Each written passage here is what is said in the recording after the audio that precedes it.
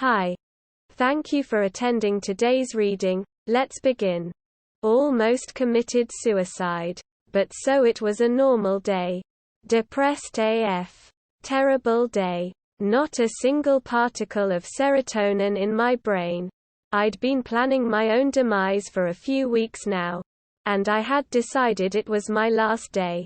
I woke up on Saturday and ate breakfast. I was going to go out after a satisfying day. So I wasn't completely depressed when I died. I played some Minecraft with the boys. Ate at my favorite cafe. Stuff like that. That night I tied a noose and put it around my neck. Just as I was about to kick the chair out from underneath, I was hit with a thought. I didn't think once about how upset with my life was or about the sweet release of death that day. I was happy. I didn't want to die. I wanted to live. I ended up removing the noose from my neck and using it to tie an old dragon plush to my ceiling, to make it look like it was flying. Nowadays I'm still clinically depressed. But I've been going to therapy and taking antidepressants and crap. My life's a lot easier now that I at least don't have the thought of taking my own life hanging over my head. Thank you for reading. This is my first story I have ever posted on the internet, and I would love to have constructive criticism. I do not have depression, but I think I may have captured it well. But if you dislike the way I have written about it, please tell me and I can take down the post. Have a nice day. End of story. Next story. My parents were in a country that got hit by a gigantic tsunami and didn't know it. I am not a native English speaker, so please excuse my mistakes. My parents just were on vacation in Bangkok around Christmas in 2004. When my mom woke up in the morning of December 26, she was told by my dad that there was an earthquake earlier that morning. She didn't believe him, which is understandable since there usually are no noticeable earthquakes in Bangkok. That day actually was their day of their departure. So they went to the airport to catch a flight to Singapore. When they got there, my parents noticed a few weird things. There were underdressed people in the business class lounge, just wearing flip-flops and t-shirt. All the flights were delayed and there was a TV playing the same scene. A wave hitting a house. Over and over again. The sound of the TV was inaudible and the subtitles were only in Thai. So they just wondered what this repeating video could mean. When they arrived in Singapore, they were extremely tired, so they immediately went to bed after they got into their hotel room. When my parents turned on the TV in the next morning, they were shocked. The earthquake my dad had experienced the day before was actually the trigger for a gigantic tsunami which killed hundreds of thousands of people. After they watched the TV in shock for a few minutes, they went looking for a payphone so they could call their relatives, who knew that they were in Thailand, but did not know where exactly in Thailand they were and therefore feared that something happened to my parents. When my parents told me this story, I was completely shocked. How TF could you not hear about this kind of major event for 24H? Especially when you are in a country that has been affected by it. I guess that is something that a teenager who grew up surrounded by the internet will never really understand. End of story. Next story. Stuck in a car with a guy who felt the need to tell me, I haven't murdered anyone. I had been dating this man for about 2 months. He's from a foreign country, but spoke English really well.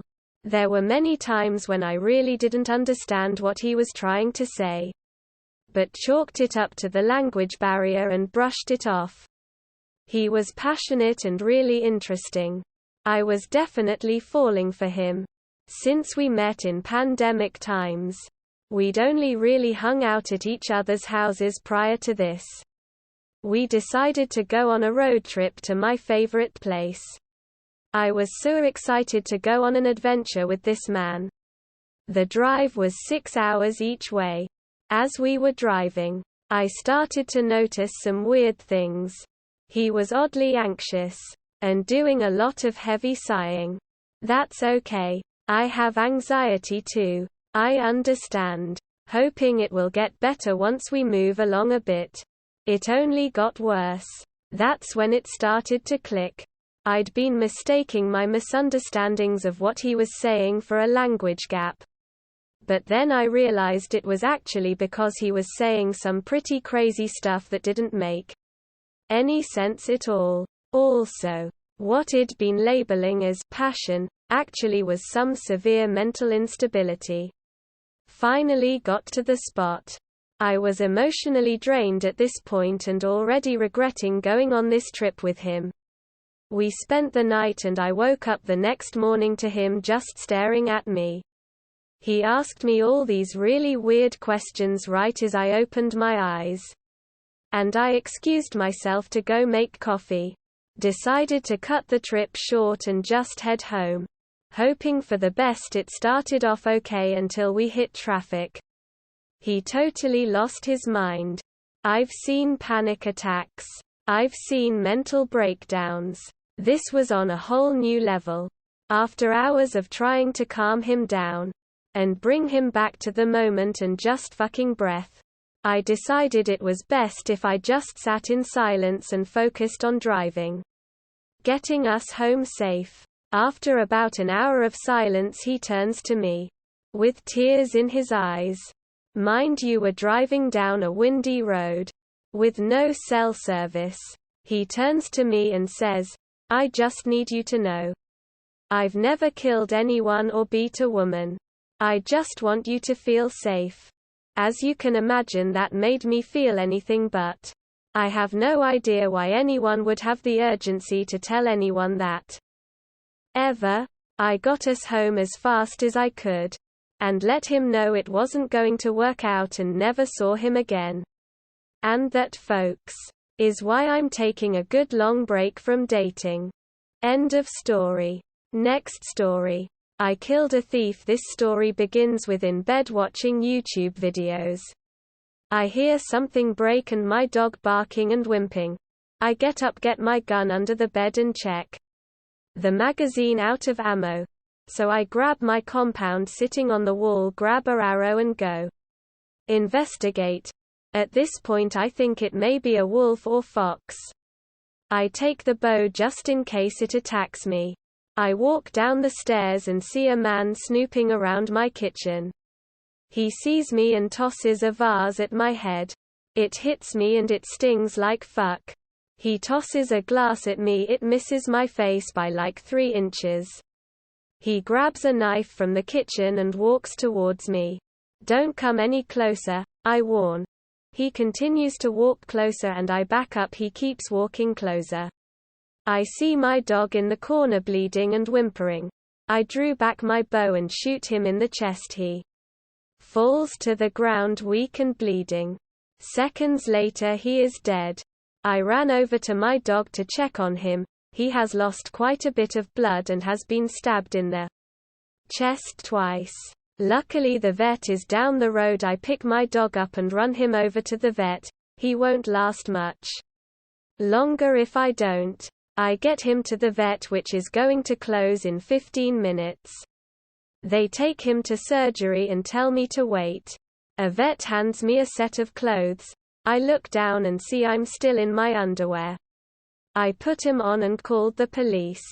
Later the police tell me I killed a thief who killed a cat apparently. My head is still throbbing and my dog made it.